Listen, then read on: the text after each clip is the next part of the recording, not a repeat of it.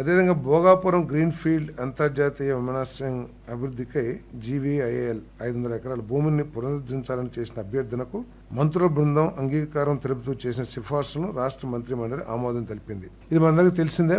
విశాఖపట్నం రాబోయే రోజుల్లో భారతదేశ చిత్రపటంలోనే ఒక ప్రముఖ నగరంగా, ఒక వాణిజ్య నగరంగా, మరి అన్ని దేశంలోని ఇతర నగరాలతో కలకత్తా, బాంబే వాటితో పోటీ పడే విధంగా అభివృద్ధి చేయాలని ఐటీ సెక్టర్ని, ఇండస్ట్రీస్ని చాలా పెద్ద ఎత్తున ఈ ప్రభుత్వం విశాఖపట్నంలో ప్రోత్సహిస్తూ ఉంది. మరి భోగాపురం ఎయిర్పోర్ట్ డెవలప్ చేయాలని చెప్పేసి టీడీపీ ప్రభుత్వంలో ఆ రోజు ప్రతిపాదనలో ఆహ్వానించిన విషయం మనందరికి తెలిసిందే.